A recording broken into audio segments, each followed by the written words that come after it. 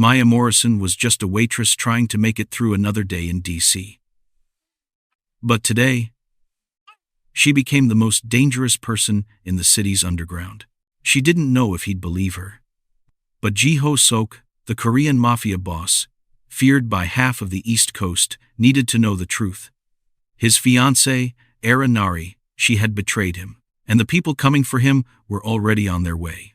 In less than an hour, this quiet Georgetown street would erupt into chaos. And Maya, she had just lit the fuse. Before we continue, I want to speak to you for a moment. If stories like this remind you that kindness still exists, if they make you feel something real in a world that's getting louder and colder, then I'd love to have you here with us. This channel isn't just videos, it's a tiny corner of the internet where good people come together, where we believe in second chances, in hope, and in humanity. And right now, you're early. You're part of the very first people building this family with me. So if you want to grow with us, if you want more stories that touch your heart, go ahead and subscribe. It's free. It supports the channel more than you know, and it tells me that there are still people out there who believe in kindness just as much as I do. If you have subscribed to this channel, I can officially say, welcome to the family. Georgetown wasn't usually a place where danger came knocking. Cobblestone streets, coffee shops with lazy jazz floating through the air, and families pushing strollers along the Potomac. This was the picture of calm. But on a crisp Thursday afternoon, Maya Morrison was about to discover how quickly calm could shatter. She was stacking fresh produce at the front of Capitol Grocers, a bustling, upscale grocery store in the heart of Washington, D.C. It was her regular shift mornings spent arranging tomatoes in perfect pyramids, afternoons managing checkout lines. A waitress by trade, Maya had a knack for moving unnoticed, blending into the background, a skill that was about to become invaluable. From behind the glass doors, she noticed a tall man slipping inside the store, wearing a nondescript black coat, sunglasses hiding his eyes. Even in a crowd, he carried a presence that made people unconsciously step aside. Maya had seen him once before, a few weeks ago, standing in line with a single basket of groceries, polite but commanding. That was Ji-ho Sok, the man whose name, whispered among certain circles, carried weight she couldn't yet fully grasp. He wasn't flashy, didn't need to be. The aura of control around him was magnetic, dangerous, and impossible to ignore. Maya went back to her aisle, folding neatly packaged salads, when her peripheral vision caught movement outside. Across the parking lot, near a row of expensive sedans, Era Nari stood in a tight designer coat, talking to two men whose posture screamed military training. Maya's stomach tightened. Something about the meeting felt off. Era, Ji-ho's fiancée, was always immaculate. The kind of woman who could charm a room with one smile. But here, under the pale winter sun, her smile was sharp, businesslike, almost cruel. Maya's pulse quickened. She pretended to rearrange cans while watching Era. One of the men handed her a slim, white envelope. Era's eyes flicked toward the store, scanning as if to make sure no one was watching. And then, as they shifted positions, the envelope slipped from her gloved hand, fluttering to the asphalt. Maya's instincts screamed at her. Without thinking, she ducked out the sliding doors, sneakers skidding slightly on the polished stone, and picked up the envelope. She felt the weight of it in her hand. Not just physically, but symbolically. Whatever was inside carried consequences. A glance around showed Era distracted, the men too far to notice the drop. The envelope was heavy with implication. Sliding it open in the produce aisle would have been reckless. She didn't panic. She didn't even glance inside. She knew exactly what to do. Wait for the right moment. Dinner with Ji-ho was planned later that evening. She would hand it over then, carefully, strategically. Maya clocked Ji-ho from a distance. Soon, he and Era would be leaving the store together. He would go out to the car, check his phone, maybe even excuse himself for a quick restroom break. That was her window. Patience was critical. She returned to her duties, adjusting rows of fresh avocados and bell peppers, keeping an eye on Era. The fiancé's polished smile and poised demeanor didn't fool her. There was something cold, calculated, lurking underneath, like a predator in silk gloves. Maya's instincts screamed that this woman was about to betray Jiho, and she needed to act, but not yet. Timing would save lives. Finally, evening came. The dinner date was set at a chic Georgetown bistro, a quiet place where wealthy patrons could dine without attention. Maya arrived early, dressed simply but elegantly, blending in with the other patrons who chatted softly over wine and candlelight. She spotted Jiho and Era immediately. They were seated in a corner, Jiho scanning the menu, Era laughing at something he said, a perfect image of domestic normalcy. Maya's stomach twisted, but she remained calm.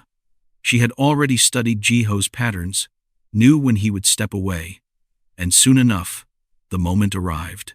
He excused himself, leaving Era sipping wine and talking animatedly, oblivious to the danger at her fingertips.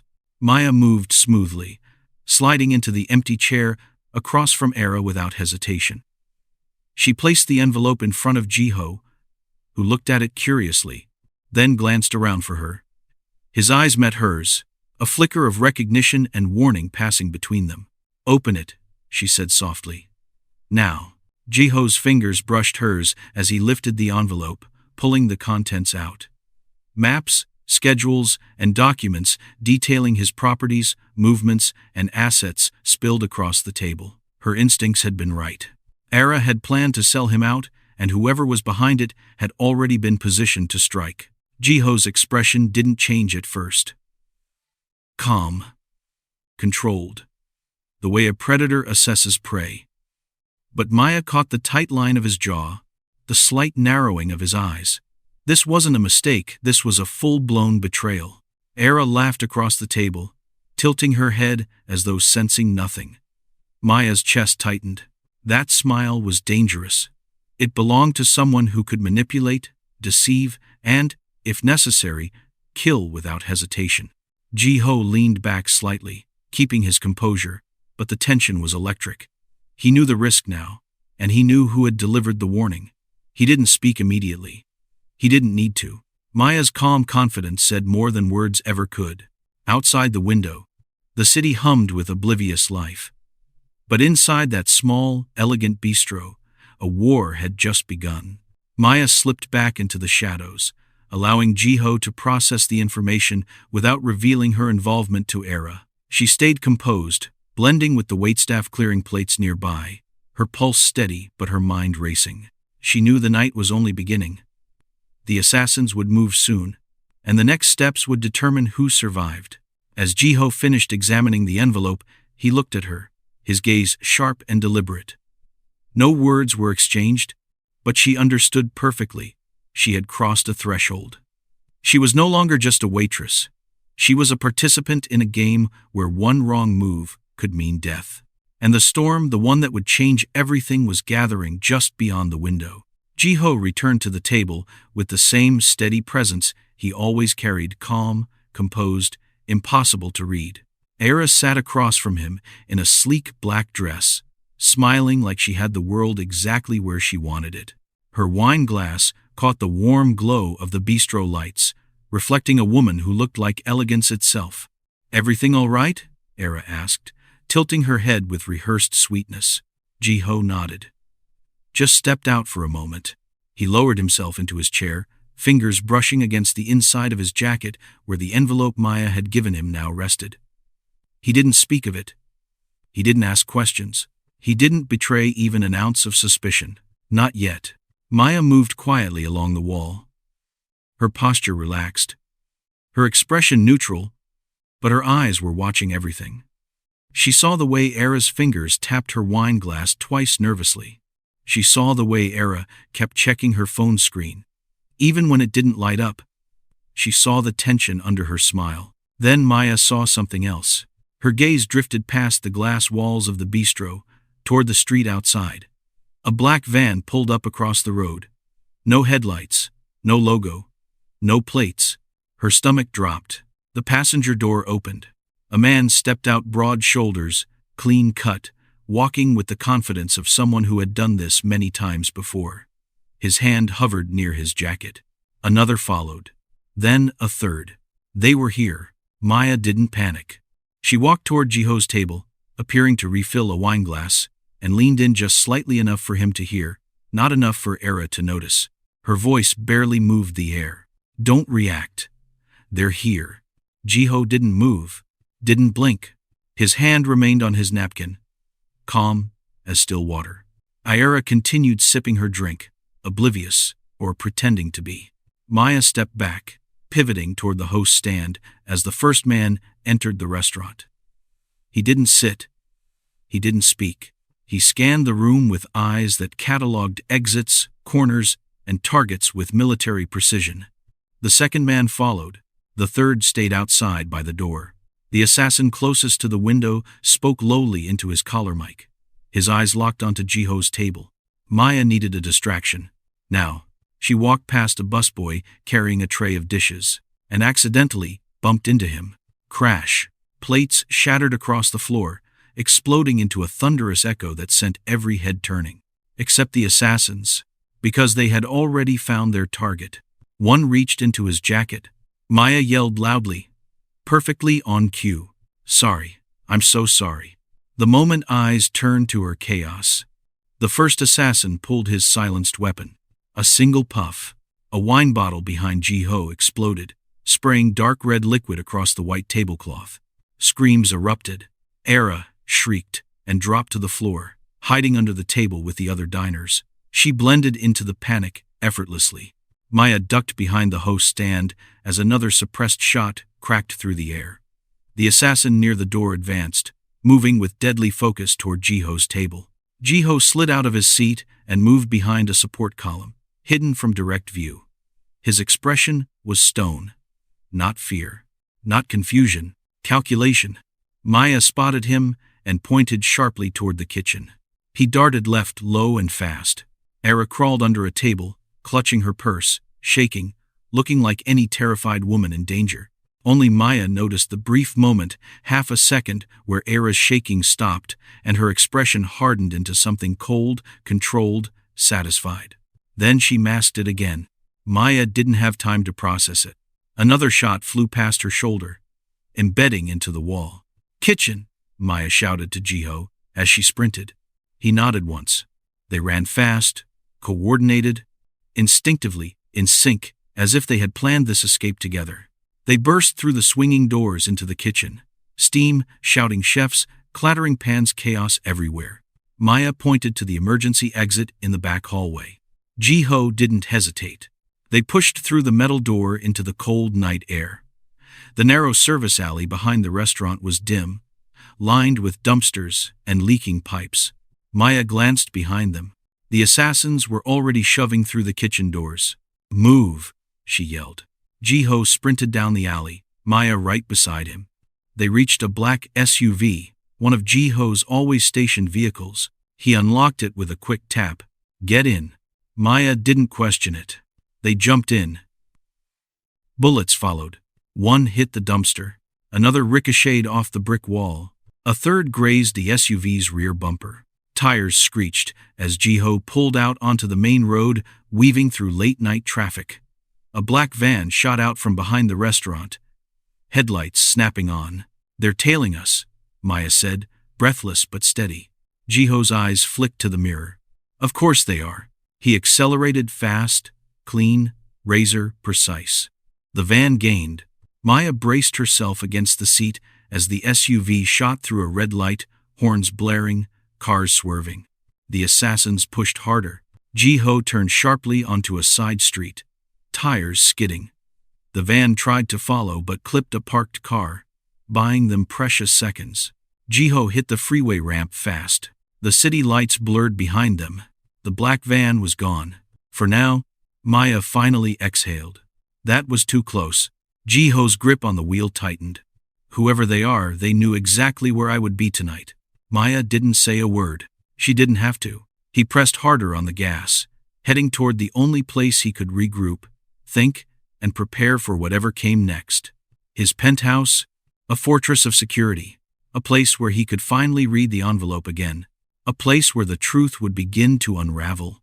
Era stayed behind in the restaurant, crying in the chaos, pretending to be afraid, while secretly texting someone under the table. Ji Ho-suk's penthouse didn't look like the home of a man under threat. It looked like a fortress disguised as luxury. Thick glass walls stretched across the skyline of Washington, D.C., offering a glittering view of monuments and city lights. But beneath the beauty were silent alarms, heat sensors, layered biometric locks, and cameras tucked so neatly into corners that most visitors would never notice. But Maya wasn't most visitors. She stood near the glass railing, watching the city below as Ji-ho spread the contents of the envelope across a massive marble table. His movements were controlled, efficient, deceptively calm, the way a man behaves when he's quietly preparing for war. Maya had seen dangerous men before, but Ji-ho was different. He wasn't reckless. He wasn't loud. He was calculating, deadly without raising his voice. And tonight, the betrayal sitting on the table demanded every ounce of that dangerous calm. Ji-ho sorted the papers one by one. Photos of his estate, maps of his safe houses, his private travel routes, even coded notes about offshore accounts. Everything only someone close to him could access. Someone like Era. He paused, jaw tightening. Only 3 people had this information, he said. My right hand, my accountant, and her. He didn't need to say her name. It hung in the air like poison. Era Nari, his glamorous, immaculate fiancée, the woman he planned to marry. While he studied the documents, Maya stayed alert, scanning the penthouse the way someone checks a room before sitting down in a restaurant. She didn't belong in Ji-ho's world of money, power, and silence. But somehow, her instincts fit here better than she expected. What you saw in the grocery store, Ji-ho continued, that wasn't a meeting. It was a handoff. A handoff of what? Maya asked. Me? He spoke the word like it tasted bitter. But the betrayal ran deeper than either of them were ready for. As Ji-ho reached for his sleek black briefcase, his daily companion Maya froze. Something flashed in her mind. That moment in the grocery store, when Era dropped the envelope. The way she kept touching the briefcase earlier. The precise timing of everything. Wait, Maya whispered. She walked over slowly. Her eyes narrowed at a faint metallic shimmer inside the leather seam. A tiny red pulse, too faint for the untrained eye. Don't move it, she said. There's a tracker stitched into your case. Ji-ho stiffened. He checked it himself, jaw clenching. Damn it. This wasn't just betrayal. It was surveillance. It meant Era knew where he was at every moment, even when he left her, even when he tried to hide. The grocery store incident wasn't an accident. It wasn't a meeting gone wrong. It was a step in a plan where Era was always 2 moves ahead. Maya swallowed. She was tracking you while you were with her. She wanted you to feel safe. Ji-ho closed the case slowly, eyes darkening with a fury that rarely surfaced. She's been selling me out to the Vori and the Kuro gang. 2 rivals who would never work together unless someone promised them something bigger. Maya already knew what that bigger thing was. Your empire? Everything I built, he said quietly. Every life I protect. Era wasn't just betraying him romantically. She was attempting a takeover, a coup dressed in diamonds. Ji-ho straightened, slipping into a version of himself Maya hadn't seen yet. The strategist. The leader. The man who controlled empires with a phone call. We're going to end this, he said, before she ends me. He tapped his tablet, pulling up security feeds, coded messages, time-stamped deliveries. Maya watched as he pieced together the puzzle at near inhuman speed. Finally, a location appeared on the screen. A warehouse outside the city. The place where Era and her partners planned to ambush him. Tonight, Ji-ho said. We strike first. Maya swallowed hard. And you're bringing me? He looked at her, not with softness, but with a strange, quiet respect. You saw what I didn't. You moved before I did. That makes you an asset. Before she could respond, a faint noise interrupted the softest metallic click, too soft for most people to notice. But Maya noticed. She didn't think. She reacted. Down, she yelled. Glass shattered. A single suppressed sniper round cut through the penthouse window like it was paper. The bullet tore through the air, exactly where Jiho's head had been seconds earlier. Jiho ducked behind a steel column as Maya slid across the floor, grabbing the heavy serving cart like a shield, blocking the next incoming shot. Another round. And another. The penthouse transformed in seconds, from quiet luxury to a battlefield. Jiho pressed a button on the wall, and steel shutters slammed down, sealing the place. The alarms blared. Hidden panels opened with emergency weapons. "They found us fast," he said, breathing hard but calm. "They were already watching the tracker," Maya answered. Jiho nodded once, admiration flickering in his eyes. "You learn fast." Bullets slammed against the metal shutters. But Maya didn't back down. She steadied her breathing, adrenaline turning fear into precision. For the first time, Jiho saw who she really was, not just a waitress with instincts.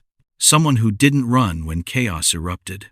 Someone who stepped into the line of fire. Someone dangerous. When the final bullet ricocheted off the reinforced wall, Jiho looked at her and said the words that sealed their partnership. "You're coming with me." And just like that, the war officially began. Jiho and Maya arrive at the charity gala under the illusion of normalcy. Cameras flash, champagne flows, the orchestra plays, but every smile feels sharp. Every shadow feels loaded. The trap has already begun tightening. Jiho remains impeccably composed at Maya's side, playing the role of the untouchable businessman with perfect grace. His fiancée, Era, arrives later draped in gold, glowing like innocence itself, smiling as if she hadn't ordered his death 2 hours ago. Only Maya notices the faint signal Era gives to a man near the balcony. "They're here." Maya leans closer to Jiho with a tray, whispering without moving her lips. "Top level, East Wing. 3 so far." Jiho doesn't react. That is their agreement: move like ghosts, speak only through eyes and timing. Tonight is their counterstrike. Tonight they make Era expose herself, without her realizing it's happening. Era steps onto the stage to give her charity speech, and delivers a bomb instead.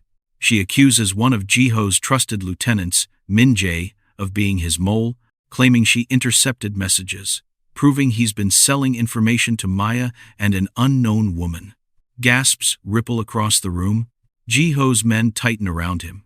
Chaos simmers below the surface. But Era isn't done. She sheds a single, perfect tear. And that's when she drops her real weapon. "Jiho, you should know. I'm pregnant. I was trying to protect our future." The room shakes with whispers. Maya freezes. Jiho goes cold. Is it true? Is it a lie? No one can read her. Era's eyes glimmer with triumph. Her goal is simple: confuse his men, break his foundation, take his empire, then kill him. Min-jae panics, shouting that he's innocent. Jiho's bodyguards argue. Era's hired killers mix into the crowd. The moment of confusion opens the door. A sniper laser appears on Jiho's shoulder. Maya sees it before anyone. She tackles Jiho down just as the bullet shatters a crystal chandelier, raining fire and glass across the ballroom. Screams, security scrambling. Gunfire erupts from multiple directions. Maya flips a banquet table for cover and fires back with a weapon she stole off a guard during the chaos. She moves like she was born for this: smooth, precise, deadly. Jiho takes command of his shaken men, shouting orders and dragging Min-jae behind cover. Era slips away into the smoke, smiling as she escapes, believing she has just destroyed Jiho emotionally, professionally, and physically, in one perfect strike. Night smothered Washington, D.C. in velvet darkness. The Potomac shimmered below like a blade of silver, cutting the city in half. Above it all, on the rooftop of the Monroe Tower, stood Era, backlit by red aviation lights, her hair whipping like a banner of war. She waited, not because she was afraid, but because she thought she had already won. Behind her, mercenaries formed a semicircle, 6 men in tactical black, faces hidden, rifles steady. Era breathed in the cold air, her lips curving. Jiho always underestimated her. Not anymore. A metallic clink echoed as the rooftop access door was forced open.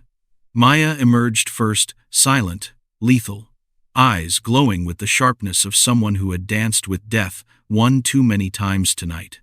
Jiho stepped out behind her, suit torn, cheek bleeding from shattered glass, but standing tall. Era's smile widened. Finally, she purred. The king and his little waitress. Jiho ignored the insult. He stepped forward, voice calm enough to terrify. You destroyed everything we built. Era tilted her head. I didn't destroy it. I took what should have been mine. The wind howled between them. Below, police sirens wailed. Fire alarms screamed from the gala. Helicopters thumped in the distance. The world was unraveling, but up here, the real battle had just begun. Maya's gaze swept the rooftop. The mercenary formation. The single exit behind them. The faint blinking on the HVAC unit, a remote charge. Era planned to end everything in a single explosion. Maya whispered to Jiho without looking at him. HVAC system. 30 seconds on detonation once she triggers it. Jiho barely nodded. Era raised a hand. You know, Jiho, I never hated you. I just refused to spend my life as a pretty accessory on your arm while you handled the business. Maya stepped closer, voice steady. So you sold him out. Era laughed softly. I didn't sell him out. I traded him for freedom. And power. She snapped her fingers. From the shadows near the rooftop stairwell, a figure emerged, one Jiho knew too well. Min Jae. Jiho's right-hand man. His childhood friend. The one Era had framed at the gala, because he was never innocent to begin with. Jiho's heart cracked in one brutal instant. You? He breathed. Min Jae lowered his weapon. Expression unreadable. You stopped listening to reason, Hyung. You made her your queen in everything but name. You were going to give her the empire anyway. I simply helped speed it up. Era placed a hand on Min Jae's shoulder like he was a loyal pet. He always loved me more than you realized. Maya felt Jiho stiffen beside her. This betrayal was deeper, older, more venomous than anything Era alone could have created. She had turned Jiho's own brother in arms into her blade. Era looked at them with a serene smile. Your empire dies tonight, Jiho, and I leave this country with everything you built. Her thumb hovered over the detonator. The mercenaries raised their rifles. Maya reacted first. She kicked the rooftop door shut behind them, sealing off the choke point, then sprinted toward the HVAC unit while bullets ripped into the concrete around her. Shoot her, Era screamed. But Maya was already moving, rolling behind a ventilation duct, yanking open the electrical panel, her fingers flying across the wires. Jiho dove behind a wall as a hailstorm of bullets shredded the railing. He returned fire, hitting one mercenary in the shoulder, sending him sprawling. Maya, Jiho called out. How long? 10 seconds if they stop shooting, she shouted back. They're not going to stop, Jiho barked. Then Maya made her move. She slid out from cover, sprinted toward the main power junction, and using a steel pipe, jammed the rotor mechanism, disabling the detonation circuit entirely. Sparks exploded. Alarms blared. Era's face twisted in fury. Kill her. One mercenary took aim at Maya's back. Jiho leapt out of cover, firing 3 shots in rapid succession, taking the man down just as he squeezed his trigger. Maya turned in time to see Jiho exposed, vulnerable. Another gunman aimed at Jiho's skull. Maya didn't think. She charged him full speed, slamming into his torso, grabbing his rifle, twisting his wrist until it snapped. She used the momentum to flip him over the railing in one fluid, terrifying motion. Jiho stared at her, stunned. She had saved his life. Era screamed in rage, pressing the detonator again and again, but the explosives were dead. Maya had outplayed her. Only 3 mercenaries remained. Jiho and Maya fought back to back, their movements synchronized like they had trained for years instead of hours. When the gunfire finally stopped, only Era and Min Jae remained. Era backed up toward the railing, breath trembling but eyes still blade-sharp. She pulled out a pistol, aiming it at Jiho. After everything I gave you, she whispered, I won't let her take you too. Maya stepped in front of him. Era fired. Maya dove right, grabbing Jiho's arm and pulling him, left the bullet whistling between them. She rolled, snatched a fallen gun from the ground, and fired a clean, controlled shot that hit Era's shoulder. Era cried out, stumbling backward. Her pistol clattered to the ground. She collapsed near the railing, clutching her arm, mascara streaking as her perfect composure crumbled. "You were supposed to love me," she whispered to Jiho. Jiho stepped forward, voice low, exhausted, broken. "I did. Until you decided to kill me." Maya approached Era carefully. Era tried one last time to crawl toward the emergency ladder toward escape, but Maya stepped on her hand, stopping her cold. Era stared up at Maya not with hatred, but with something far more painful. Recognition. "You," she spat. "You ruined everything." Maya crouched down, eyes calm and deadly. "No. You destroyed yourself." The rooftop filled with the thunder of approaching helicopters, FBI, SWAT, and Jiho's remaining loyal men. Min-jae, bleeding and defeated, was dragged away in cuffs by Jiho's security. Era was restrained by federal agents, screaming Jiho's name until her voice shattered. Through it all, Maya stood beside Jiho, silent, steady, unshakable. Jiho turned to her, the wind whipping his hair, the city lights framing him in bruised gold. "You saved my life," he said quietly. Maya held his gaze. "You saved mine first." He took a breath, one heavy, with the weight of everything that had broken and everything that had survived. "Come with me," he said. "Not as a waitress, not as a guest, but as my partner, in strategy and in power." Maya said nothing for a moment. Then she stepped closer, eyes glowing like dawn. "I wasn't waiting for permission," she said. "I was waiting for the right moment." Jiho laughed, softly, relief and admiration mixing into something warmer. The first rays of sunrise began to touch the city below. D.C. glimmered like a kingdom reborn.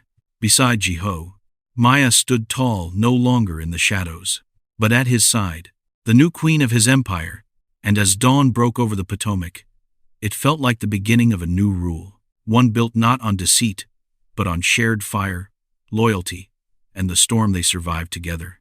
What will you rate this story, from 0 to 10? And what part of the world are you watching from? Comment your country below. Let's build a global community, rooted in kindness and second chances. If this story was interesting, don't forget to subscribe and share it with your friends. Your support brings us closer to our 1K subscriber milestone and inspires us to keep creating more emotional stories of resilience, healing, and Black excellence. Thank you for being part of our journey. Your presence matters more than you know.